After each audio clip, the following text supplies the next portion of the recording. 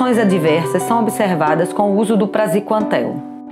São as mesmas reações adversas que a gente observa nas outras formas clínicas. Então, por o doente ter a forma hepatosplênica, não tem uma reação adversa mais importante ou mais grave.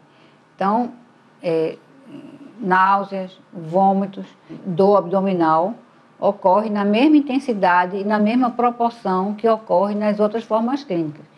Geralmente não são muito frequentes e não são muito intensas. São coisas que clinicamente você consegue controlar essas reações. Quais as contraindicações para o tratamento medicamentoso com o praziquantel? Eu divido as contraindicações em temporárias e definitivas. As temporárias, se o doente tem uma anemia acentuada, se é uma gestante, se ele está com infecção, que aí a gente trata essas coisas, a anemia, trata a infecção, espera que a gestação acabe e depois que controla esses fatos, o doente pode ser tratado. Então a gente chama contraindicação temporária. E contraindicação absoluta, que o doente não deve receber o tratamento propriamente dito, se o doente tem uma insuficiência hepática avançada, se ele tem a forma descompensada, se ele tem uma insuficiência cardíaca, se ele tem aquela forma cardiopulmonar com insuficiência cardíaca, porque aí é uma forma mais grave, o doente pode ter um chamado cor pulmonale e vir falecer depois desse tratamento. Então é contraindicado tratar nessa forma. E eu acho que são as formas mais importantes de contraindicação. Quais parâmetros são utilizados para avaliar a progressão e regressão do caso? Nós utilizamos no nosso dia a dia a ultrassonografia do abdômen.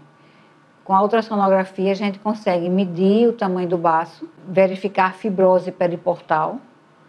Então a gente consegue ver se o paciente está melhorando ou piorando. Consegue ver também o tamanho do fígado, o diâmetro de veia pórtica, quer dizer, o grau da hipertensão portal e a presença e o grau da fibrose periportal. Então isso a gente tem uma ideia se o paciente está melhorando ou piorando do seu problema. Quais mudanças ocorreram nos procedimentos clínicos e intervenções cirúrgicas feitas no passado em relação aos que são realizados na atualidade?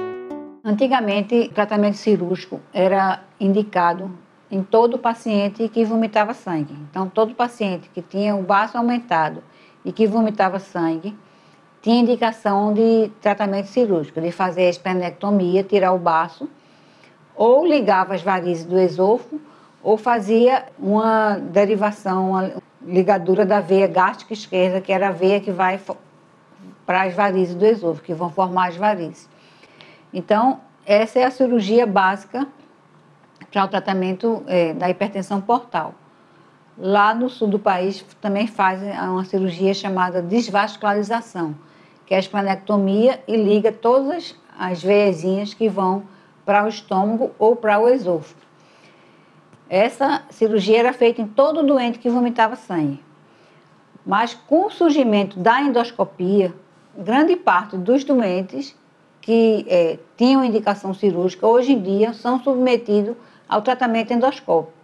Então a cirurgia hoje em dia é restrita mais aos pacientes que não respondem ao tratamento endoscópico, aos pacientes muito jovens que têm a forma hepatosplênica com baço muito grande, porque esses pacientes vão ficar a vida deles toda tendo de ser acompanhada por um endoscopista. Então é melhor fazer uma cirurgia nesses casos mais jovens. Então é casos isolados que se indica a cirurgia e não em todos os pacientes. Então o número de cirurgia diminuiu bastante. As principais mudanças que nós observamos foi em relação ao tratamento da hemorragia digestiva alta. Então, hoje em dia a gente tem uma melhora no tratamento endoscópico da hemorragia digestiva com a ligadura elástica das varizes.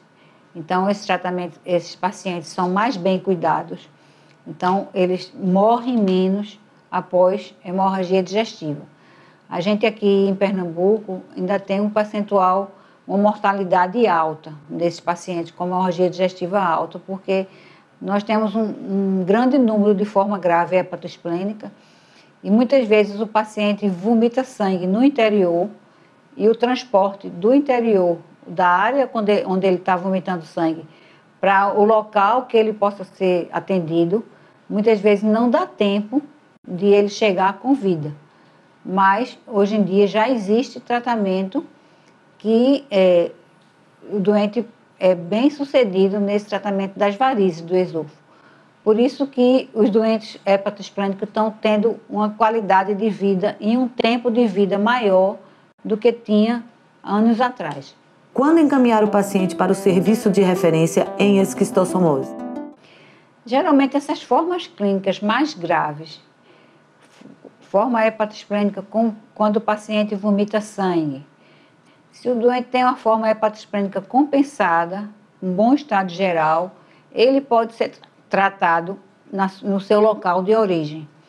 Mas se ele já começa a ter comprometimento do estado geral, se a pessoa faz uma endoscopia e já tem varizes de esôfago, mesmo que não vomitou sangue, ele deve ser encaminhado para um serviço de referência para o tratamento dessas varizes, como prevenção da hemorragia digestiva. Então, o paciente com varizes de esôfago, de grosso ou médio calibre, pacientes que vomitaram sangue, esses pacientes que têm hipertensão arterial pulmonar. Então, esses pacientes têm uma certa indicação de ser encaminhados. Também a nefropatia espasmódica, porque são pacientes que no futuro vão precisar de um nefrologista, talvez de fazer diálise. Então, são pacientes que precisam ser acompanhados. Então, são doentes que deverão ser encaminhados.